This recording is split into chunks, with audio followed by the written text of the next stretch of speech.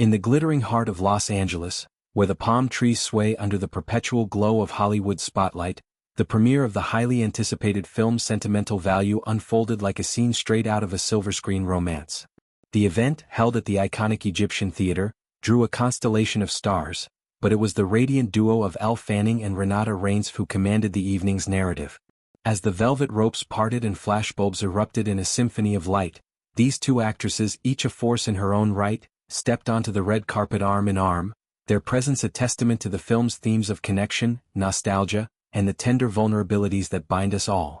Elle Fanning, the ethereal 27-year-old whose career has blossomed from child prodigy to indie darling, arrived in a gown that seemed woven from moonlight itself, a delicate, off-the-shoulder confection in pale ivory silk by Elle Fanning, adorned with subtle crystal embroidery that caught the light like distant stars. Her blonde waves cascaded softly over one shoulder, and her makeup was a masterclass in understated elegance.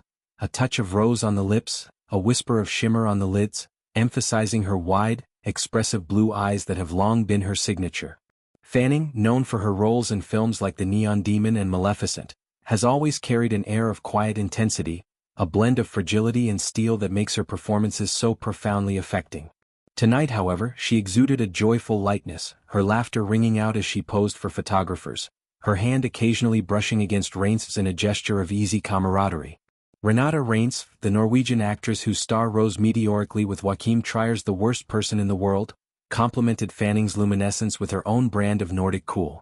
At 38, Reinsve brought a sophisticated edge to the carpet, slipping into a sleek, emerald green column dress by the row that hugged her lithe frame like a second skin.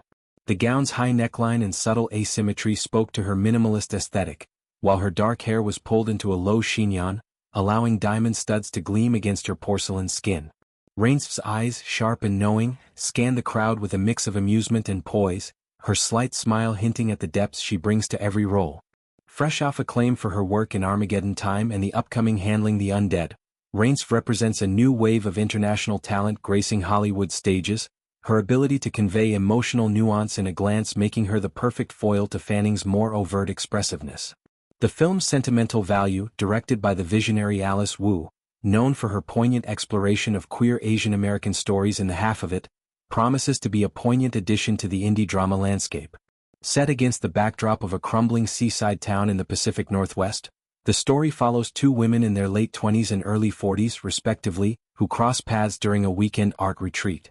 What begins as a chance encounter evolves into a profound excavation of lost dreams, fractured relationships, and the sentimental artifacts we cling to in order to make sense of our pasts. Fanning plays Lila, a former painter-turned-corporate drone, haunted by the abrupt end of her engagement and the canvases she abandoned years ago. Reinsve embodies Nora, a seasoned photographer grappling with the emptiness left by her mother's recent death and the nomadic life that has left her unmoored. Their chemistry, as glimpsed in the trailer, crackles with unspoken longing, a slow-burn connection that unfolds through shared silences, rainy walks along fog-shrouded beaches, and late-night confessions over thrift store finds. As the pair made their way down the carpet, they paused frequently to chat with reporters, their responses laced with the warmth of collaborators who have clearly bonded over the project's intimacy. Working on Sentimental Value felt like therapy in the best way, Fanning shared, her voice soft but steady. Alice has this incredible gift for capturing those quiet moments that define us, the ones we replay in our heads at 3 a.m. Elle and I spent hours just talking about our own sentimental values, the little things we hold on to. It was liberating. Reinsve nodded, adding with her characteristic dry wit, yes, and exhausting. Elle's optimism is contagious, but it made me confront my own cynicism. Nora's journey mirrors parts of my life, moving between countries, chasing light in photographs while wondering if I'm capturing anything real. This film asks what we're willing to salvage from our wreckage. The premiere buzz extended beyond the stars, with whispers of Oscar contention already swirling. Critics who caught early screenings praised the screenplay's lyrical prose, co-written by Wu and novelist Celeste Ng, whose Little Fires Everywhere adaptation had long been a fan favorite. The score, composed by the indie folk ensemble Big Thief's Adrienne Lenker, weaves haunting acoustic melodies that underscore the film's emotional core, evoking the ache of memory like a half-forgotten lullaby. Production designer Hannah Beachler, fresh from Black Panther, transformed the retreat's setting into a character unto itself. Weathered cabins draped in ivy, a lighthouse battered by storms, and an attic studio brimming with yellowed letters and faded Polaroids. These elements aren't mere backdrop.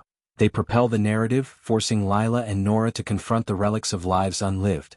Inside the theater, the audience, a mix of industry insiders, Fanning's sister Dakota, who arrived in a chic black pantsuit, her presence a subtle nod to familial support, and Reinsve's partner, director Joachim Trier, settled into velvet seats as the lights dimmed. The film's opening sequence, a montage of ocean waves crashing against jagged rocks intercut with close-ups of hands sifting through old photo albums, set an immediate tone of introspective melancholy. Fanning's Lila arrives first, her face a mask of polite exhaustion as she unpacks in a room that smells of salt and regret. Reinsve's Nora follows, her entrance marked by the click of her camera shutter, each snap a small act of defiance against oblivion.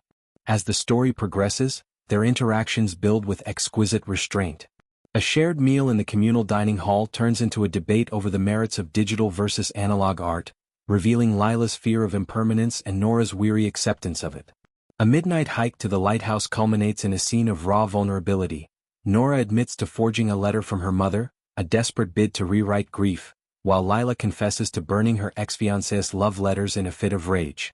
These moments, played with unflinching honesty, elevate the film beyond typical character study into something profoundly human. Supporting turns from the likes of Hong Chow as the retreat's enigmatic host and Taylor Russell as Lila's estranged best friend add layers of complexity, their performances underscoring themes of chosen family and the redemptive power of art.